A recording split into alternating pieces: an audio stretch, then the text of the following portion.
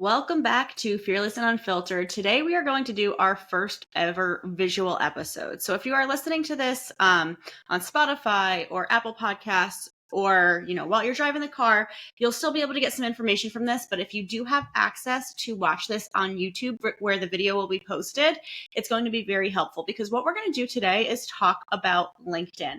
It's new year, new me season, right? We all have goals we're chasing. And as somebody in the social media and personal brand space, the very first thing I would direct you to do is do a quick audit of your socials. Where do you show up the most? Where are your ideal clients? And for many of us as service providers, LinkedIn is the place that we go. So I have my LinkedIn pulled up on the screen here. I was going to do an actual audit and walk you through that with somebody else's profile. But the reason that I've decided to share my own is because then I can also show you how to edit it, where the different settings are and things like that. So I'm going to take you through the entire checklist that I would typically do for a new client. I have a checklist that I run through, and we're going to do that right now here in this episode. So I want you to think of your LinkedIn as your first impression.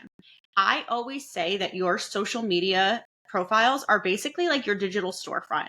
If someone is introduced to you, or if somebody clicks on your social media from your website, or if they just happen to like a piece of content and they look at your page, they are very quickly going to be able to tell who you are, what your vibe is, what you sell, or at least they should be able to do all of those things. And I guess that is the point of an edit, right? So the very first place that we start is up here at the top with the visuals. So I see so often that people will leave this header image, it's called, blank. They'll leave it as what LinkedIn automatically puts there, or they'll choose one of the generic photos that LinkedIn allows you to choose from. I would highly suggest creating your own image. And truth be told, I rotate these images quarterly based on whatever I'm selling at the time. So right now you'll see on the screen that I have an image that has my logo, it has my headshot, and it says book your VIP social media experience, 1 day, 12 pieces of done for you content. That is the service that I am focused on selling right now, is this VIP social media experience. So this is almost like a billboard, something that will grab your attention from the moment you click into the profile. Next, we look at the profile photo. The biggest mistake I see here is people will use a beautiful photo, but it might be a full body shot, or it might be their profile. We want your photo to be head on and as close and personal that it can be without feeling uncomfortable. The reason being is that if someone is just scrolling LinkedIn and they see a piece of content from you, or they see a comment that you left, they're not really going to look at the actual photo. They're going to see a very small thumbnail, and we want them to be able to see your face. This is for just brand recognition. If someone meets you in person, they want to be able to distinguish, this is the person I follow online, the person that I've learned from. And I've actually seen this happen in person with one of my clients. I was walking through a conference with her, and she was recognized by somebody she had not met before based on her LinkedIn content, because her profile is head on and you can clearly see her face when you are reading her content. Next, we're going to look at your headline. The biggest mistake that I see here is people will use acronyms or something that relates directly to their field, but that not everyone else might understand. So I see this often with lawyers, doctors, people who have various degrees.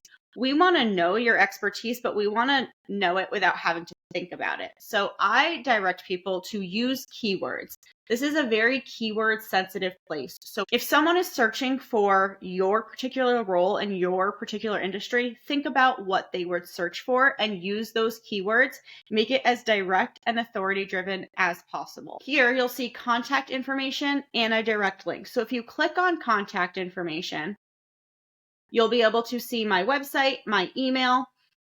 If you're editing your own profile, this is where you'd edit your contact info and where you can decide how much you share. You don't have to share all of it. You could share more. You can share less. That is a personal preference of yours. I highly suggest at least linking your website and your email, because you want someone to be able to get in touch with you directly. A question that comes up often, if you're looking at the screen here, you'll see that my email is my personal email, alyssaolerud@gmail.com. I don't have this linked to my Fearless Media email because when I created this profile, I didn't own Fearless Media. I had a corporate email. And like so many of us, our jobs change. We start different businesses. Our email addresses change.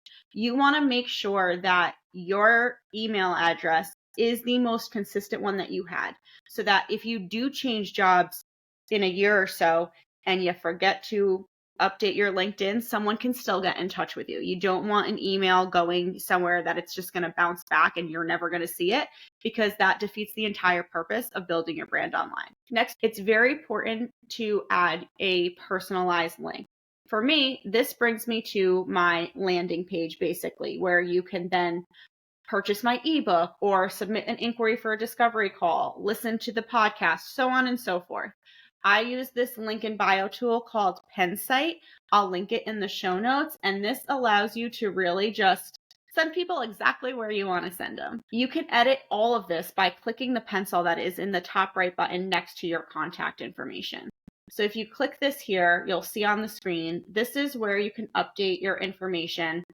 You can update your headline, your position, your industry, your school. You can decide what exactly you want to be shown in your intro. Then if you want to edit the link that sends people where you want to send them, that's this custom button. So you'll hit edit custom button and you can decide, do you want them to visit your website?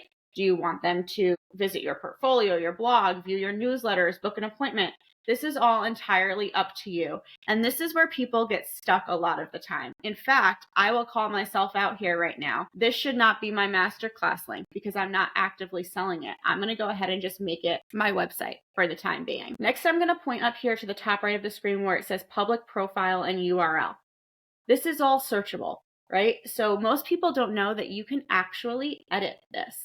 Many times it's going to be linkedin.com/your name and a bunch of different numbers. To make it simpler for algorithm purposes, for searchability purposes, delete those numbers and just have it be your first and last name. Going back to my profile, I'm going to scroll to the About section. This section is one of these sections that I feel like people lose the most momentum. What I see most often is someone will have a summary about their job or their current role and how they work with customers. But similarly to my point about the email address, when you're building a personal brand, those things, what you do for work might change, but who you are, your area of expertise, your values, that will never change. So your About section should be written about you, and it should be written for your buyer, not your peers. Meaning, again, we're not going to use acronyms. We're going to use this simplest language that our buyers would understand, and we're going to tell a story. We're not going to list our resume. So what I like to direct people to do is start with a quick background on what you do now, what your background is, how you got there, and then a few personal things about you. And when I say personal, I don't mean too personal.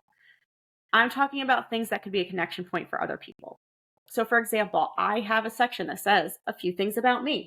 I read for 10 minutes every morning and I love sharing what I learn. I'm in the midst of raising 2 toddlers.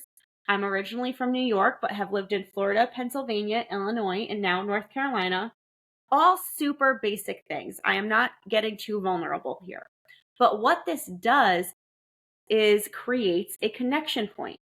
I cannot tell you how many times I've received a message about something that I have listed here. And that tells me that the person who is reaching out to me isn't just cold DMing me. They actually did their research and they took the time to learn about me before messaging me. So in my case, that helps me qualify the person who's reaching out to me. For the person reaching out, that gives them an easy touch point.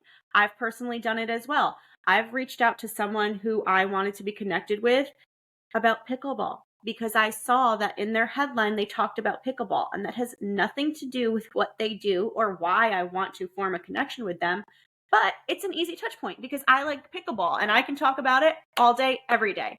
The point here is to give a lifestyle piece, give someone a easy way to reach out to you if they want to start a conversation. And then talk about yourself from a business standpoint, what you value, the direction you're going in, and the people you want to work with. Lastly, you'll see that I have specialties listed here. Social media training, ghostwriting, event planning. These are all things that you would be able to see if you looked at my resume, but we purposefully include these words here because This is all searchable, as they say. The algorithm, if someone typed in social media training, the fact that social media training is in my about, it's also in my headline, it's also in my services, it's multiple places throughout my profile. That is going to quickly bring my profile to the forefront if someone is looking for a social media trainer. So we want to make this as keyword heavy as possible. And simply listing your specialties is a really easy way to do that. Next, you'll have the featured section. And this is a very underutilized tool. This basically is equivalent to a pinned post on Instagram or highlighted stories. This lets you show off what you want people to see first. So I have a recommendation here. One of my clients wrote me a recommendation, and it is exactly what I would want someone to know if they were thinking about working with me. So I pinned it because it's not me saying, here's what I do, here's how I can help you. It's someone else saying it. And that third party validation goes a long way when someone is choosing whether or not they want to work with you. So if you have a recommendation that you're proud of, definitely pin it in your featured section. If you have a post that went viral, or if you had a post that gets a lot of attention, you can pin that here as well. You can also upload documents specifically to your featured section. So for me personally, I uploaded a speaker sheet so that if anybody is thinking about hiring me to come speak to a group or at a conference, they can literally see the menu of talks that I give and what I am good at doing without even having to ask me. It's another qualifying entry point. I also have a case study listed. Again, this is something that I didn't post about. You can find it on my website, but it's just another qualifying thing that if someone was thinking about working with me and had some questions that maybe they weren't sure if they wanted to reach out yet, these case studies, these speaker sheets, these recommendations, anything you put in your featured section should theoretically be able to answer some questions for them. Next, you'll have activity, and this is just your posts. You can actually edit what you want to show here. So I currently have it set to all posts. If you were to go to my activity section, you'll just see my last couple posts. But when I was doing a lot of video, when LinkedIn was really pushing video content, I clicked this button here and just made it so that it showed my videos first, because that helped me stand out amongst my competitors. Now, if you have an event coming up, or if you regularly post a newsletter via LinkedIn, you might want to have those things pop up first when someone comes to your profile. This is a personal preference and should be based on which tools you are actively leading into. Next up, we're going to look at your experience section. This is basically like your resume. I would list everything that you have done in the past 15 years, because many times the things that you did 15 years ago might still be guiding the way for how you work now, or lessons that you learned. So you want to make sure everything is included in here, and not just the title and the company, but what you did. Whatever you have written on your resume, add it in here too. If someone is typing in sales training specialist or supervisor or social media agency, everything I have here is searchable.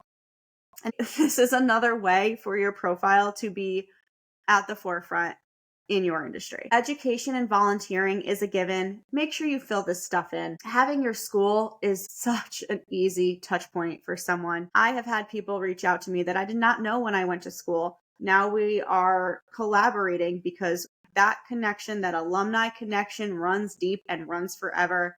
Add your school, add what you were involved in, make people want to ask questions. It is just a very easy and well-rounded way to complete your profile. I have two more things for you.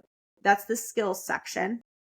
And what people often don't realize is that you can have up to 50 and you can change them.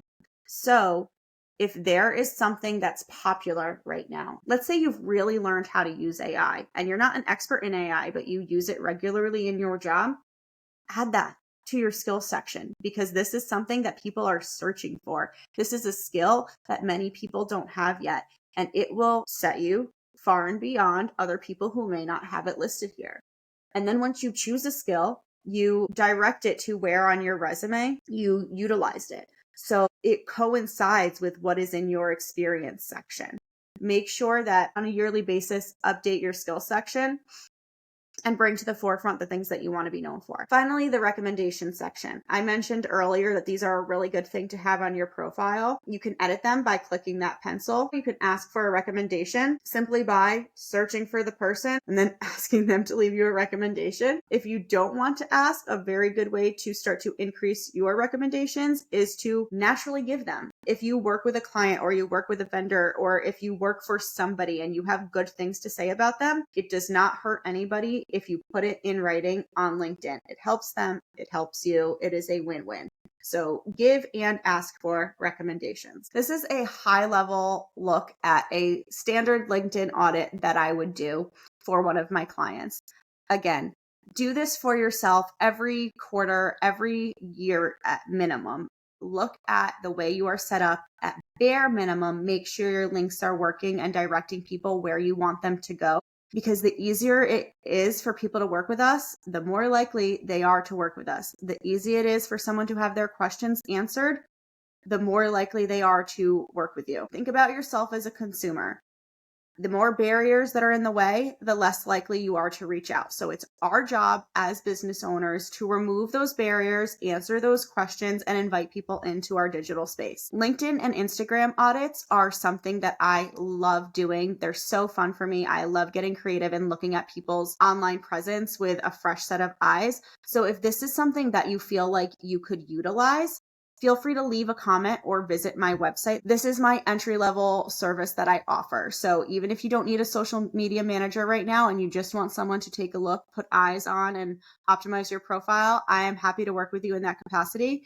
And if you guys want me to do this for Instagram too, or if you have any other questions, drop a comment or send me a message on LinkedIn and I'd be happy to answer that for you. Thank you again for listening to Fearless and Unfiltered. I look forward to seeing you on the next episode.